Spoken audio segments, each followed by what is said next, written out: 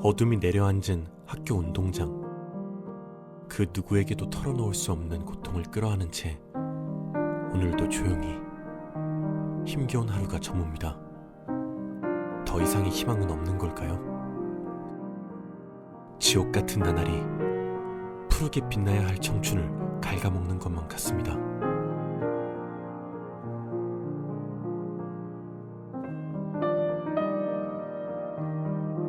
하지만 저는 용기를 냈습니다. 도움을 요청하기로 했습니다. 지금 저에게 남은 마지막 희망, 화해 중재단입니다.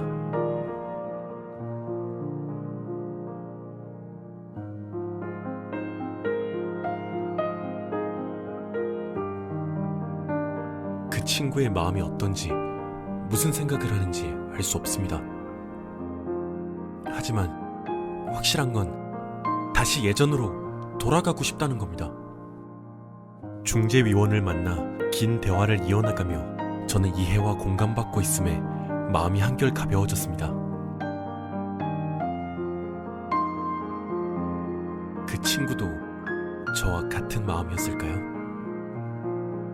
하루의 반 이상을 학교에서 보내는 저에게 학교에서 생긴 상처는 쉽게 아물지 않았습니다. 하지만 중재위원과 저는 대화를 통해 아주 조금씩 천천히 그 친구를 이해하게 되었습니다. 그리고 우리는 길고 어두운 터널을 지나 서로에게 조금씩 마음을 열기 시작했습니다.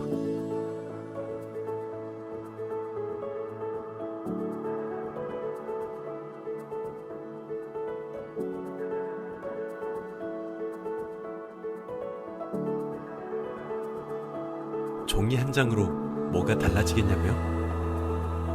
우리는 지금 종이의 절망 대신 희망을 채워가고 있습니다.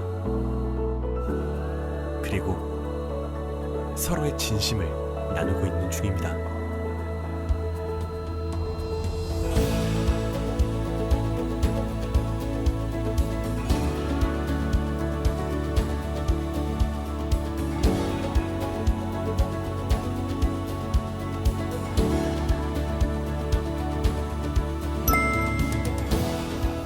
이제 더 이상 혼자 괴로워하지 않겠습니다.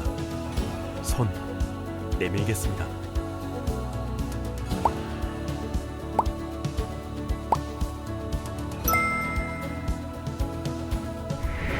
경기도교육청 화해중재단은 학교 내 발생하는 크고 작은 갈등을 체계적, 전문적, 교육적으로 해결하고 중재하는 프로그램입니다.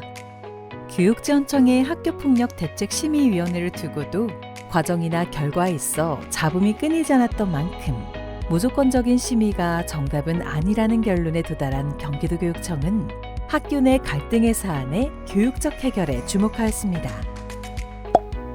경기도 지역의 모든 교육지원청에서 화해중재단을 운영하고 있습니다. 특히 화해중재단은 갈등 중재 전문가, 변호사, 전문 상담가, 전 현직 경찰과 교사 등 화해와 중재에 적합한 전문인으로 구성되어 있어 효율적이고 객관적인 중재가 가능한데요. 그렇다면 화해중재 프로그램은 어떤 절차를 통해 이루어질까요? 첫 번째, 먼저 해당 학교가 교육지원청에 신청을 하여 화해중재 사안이 접수되면 두 번째, 예비중재에 들어가는데요. 갈등 당사자별로 상담을 진행한 후 갈등 원인을 파악해 중재 방법을 마련하고 법률 자문을 구합니다. 이때 본중재 실시 여부를 결정하게 되는데요.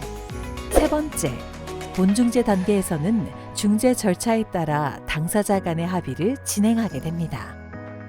마지막으로 당사자 간의 화해와 중재가 원만하게 진행되면 중재 결과를 학교에 안내하고 추후 꾸준한 모니터링을 통해 사후 관리를 합니다.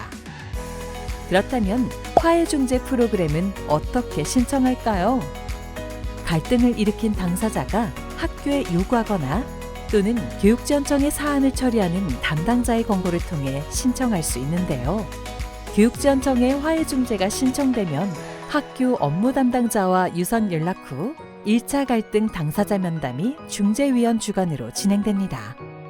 그렇다면 교육지원청의 화해중재를 담당하고 있는 장학사님을 통해 현장의 이야기를 들어보겠습니다. 네, 안녕하십니까. 저는 경기도 안성교육지원청에서 학교폭력 업무와 화해중재 업무를 담당하고 있는 장학사 권은수입니다. 심의위원회에 올라오게 되었을 때에는 피해 학생뿐만 아니라 가해 학생 모두 그리고 관련 학부모들도 모두 상처를 지니고 돌아가는 경우가 많습니다. 그런데 화해중재를 통해서 교육적으로 해결이 된다면 가해 학생이 진심 어린 반성과 함께 재발 방지에 대해 약속을 하게 되고요.